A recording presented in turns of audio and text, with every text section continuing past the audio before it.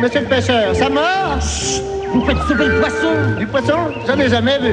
Il y en a peut-être, mais faut pas faire de bruit, hein. Chut, la barbe. Ah, mais je veux pas vous déranger. Pêchez. Le pêcheur au bord de l'eau. Vous reconnaissez la voix de Bourvil. Bourvil, un grand pêcheur, tout comme Jacques Goupil, président de la Fédération française des pêches sportives. Jacques Goupil, vous constatez, vous aussi, un attrait des plus jeunes pour la pêche, un attrait qui est grandissant.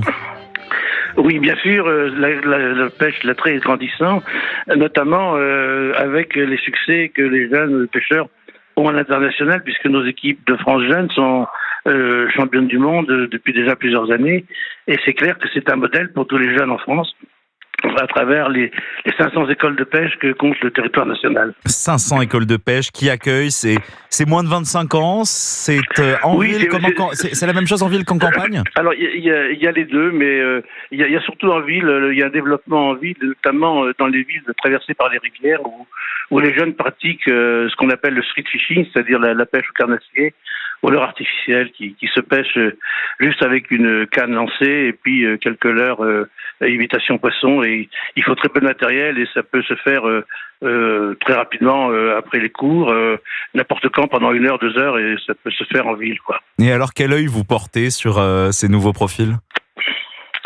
Alors, c'est très encourageant, puisque évidemment, pour nous, c'est tous ces jeunes qui se mettent à la pêche en ville et qui se mettent aussi dans les plans d'eau partout.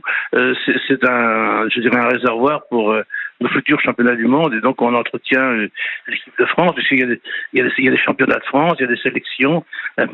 Actuellement, nous avons une grande opération qui s'appelle le Junior Fishing Tour, qui consiste à réunir des jeunes du département pour faire des compétitions entre eux. Et ensuite, on leur fait faire un championnat régional, et ça qualifie pour le championnat national pour obtenir le titre de champion de France. Alors Jacques Goupil, oui. Restez avec nous, on va les accueillir, puisque des pêcheurs, nous en avons aujourd'hui dans Europe 1 et vous.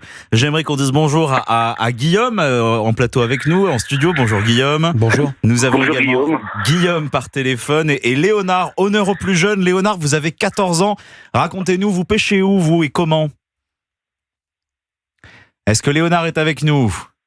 Oui, je suis là. Bonjour Léonard, vous avez 14 ans, vous pêchez. Alors racontez-nous, comment vous pêchez et où est-ce que vous pêchez ?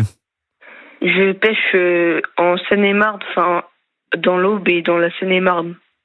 Ça, c'est plutôt en ville, vous faites ça plutôt à la campagne ? Ah non, c'est à la campagne, Et alors racontez-nous, ça ressemble à quoi une journée de pêche typique, Léonard ? Bah, c'est long. Et je sais pas. Hein. Vous partez le matin seul, vous... Ah oui, on part le matin, je pars avec mon oncle ou mon père. D'accord. On part en bateau, enfin on part en voiture de Paris pour aller là-bas. Et après on va en bateau, c'est un petit bateau qui passe dans la Seine, mais c'est la Seine, c'est sauvage, c'est pas là où il y a les gros bateaux et tout. D'accord, alors qu'est-ce que vous préférez ? Quel est le plaisir que vous tirez de la pêche ? Bah, le plaisir, c'est quand on fait les combats avec les poissons, les sortir de l'eau, c'est incroyable. Les combats ? C'est un combat ? Bah, quand tu pêches, le poisson, après, quand tu dois le ramener, lui, il tire, toi, tu tires et tout. Enfin, c'est un combat, quoi. C'est une stratégie à laquelle Guillaume Dominguez se prête, présentateur européen, mais également fin pêcheur. Je vous voyais hocher la tête, Guillaume. Vous aussi, vous qualifiez ça de combat ?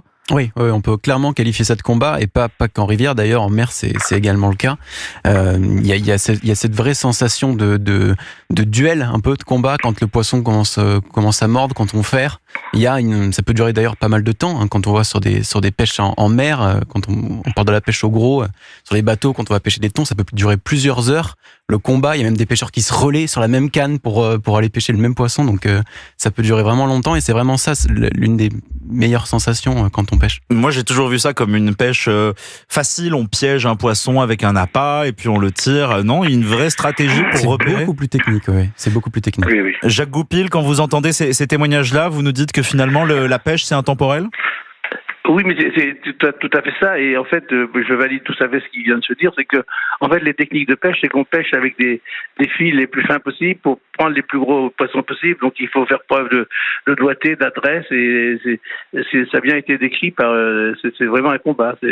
C'est vraiment ça. L'adresse, c'est peut-être aussi ça qui plaît à Guillaume, notre deuxième auditeur qui est avec nous en direct des Landes. Bonjour Guillaume. Oui, bonjour. Vous aussi, vous qualifiez ça de combat. C'est un véritable sport, la pêche, pour vous ? La pêche est un sport, oui, c'est le combat contre les poissons les plus gros. Pour moi, le but de la pêche, c'est d'avant tout, comme l'a souligné Monsieur Goupil, pêcher le carnassier avec des appâts et une canne au lancer, pour avoir un côté tout le temps en mouvement, à se déplacer, à descendre la rivière, à la remonter, peut-être dans un lac aussi, à chercher le meilleur coin. Et une fois que le poisson a mordu à l'hameçon, avoir le plaisir de le ramener avec le poisson qui se bat au bout de la ligne, et avoir le plaisir de se battre et de enfin le ramener jusqu'à la rive. Et alors, on va poser la question à vous tous, mais je vais commencer par Léonard. Est-ce que vous le mangez, Léonard, le poisson à la fin ? Non, on ne mange pas. Ah, l'eau, elle peut être sale et puis on préfère les relâcher aussi. Vous, Léonard, vous les relâchez, Guillaume Dominguez ? Également, Pareil. surtout en rivière. Guillaume, dans les Landes, vous aussi, vous relâchez le poisson ? Alors ça dépend, nous comme on a beaucoup de truites dites de lâcher en fait, des piscicultures locales, pour la truite on la mange, mais il arrive qu'une truite pas trop abîmée, on prend plaisir à la relâcher pour peut-être revenir 2-3 semaines plus tard et en attraper une de ses congénères. Jacques Goupil, vous comprenez, vous militez d'ailleurs pour que ça soit reconnu comme un vrai sport et peut-être même aux Jeux Olympiques. Oui, d'ailleurs, en compétition, oui, bien sûr, en compétition, les poissons sont conservés vivants dans une ruche et ils sont pesés vivants et remis à l'eau, systématiquement. Donc, il y a ce qu'on appelle, on pratique le no-kill, ce qu'on appelle le no-kill, donc on tue pas le poisson. Donc, c'est ça la règle moderne de la pêche moderne, c'est ça. Donc, c'est un sport, c'est aussi une discipline presque méditative. Donc, qu'est-ce que vous en tirez, Guillaume Dominguez, comme sensation, comme réflexion ? Alors, on parlait du combat tout à l'heure, mais même en dehors de ça, l'un des très bons moments à la pêche, c'est le calme en fait. C'est la possibilité de pouvoir se retrouver au milieu de la nature, de déconnecter. Alors, en l'occurrence avec le boulot, mais surtout de pouvoir se retrouver en nature, de pouvoir partager un moment en famille aussi. Moi, c'est un sport que je pratique avec mon frère et ça permet surtout de pouvoir avoir son moment à soi, reconnecter avec la nature. C'est ça aussi, de pouvoir aussi se rendre compte de la chance qu'on a, parce qu'en France, on a des paysages magnifiques, on a des paysages très différents. Si vous pêchez plutôt dans le sud ou même sur les bords de mer, vous avez des paysages qui sont très très différents. Donc ça permet de pouvoir déjà découvrir la France et en même temps pouvoir profiter d'un moment au calme. Guillaume Dominguez avec son frère, Léonard avec son oncle, son père. Guillaume, vous, c'est plutôt solitaire la pêche ou au contraire, c'est un moment privilégié avec vos proches ? Non, c'est complètement ça. En fait, ça a commencé de façon familiale et après on a commencé à initier quelques copains de la famille de mon cousin et donc c'est quelque chose qu'on partage en fait. Jacques Goupil, racontez-nous, est-ce que vous souhaitez qu'en Californie pour les Jeux Olympiques de 2028, il y ait nos 3 grands pêcheurs, je ne sais pas à quel niveau ils sont, mais est-ce que vous souhaitez que la pêche participe à ces prochains Jeux Olympiques ? Bien sûr, puisque nous militons, parce que je suis aussi à la Fédération internationale de pêche sportive, et bien sûr, ça fait déjà plusieurs années que nous sommes candidats pour que la pêche soit reconnue au niveau du CIO, du Comité international olympique. Donc, pour l'instant, c'est pas encore le cas, mais le dossier évolue et on a bon espoir que ça arrive un jour. Alors, de là à devenir un sport olympique, il y a un second pas à franchir. Si déjà on était reconnu au niveau international comme une épreuve sportive internationale, ce serait déjà bien.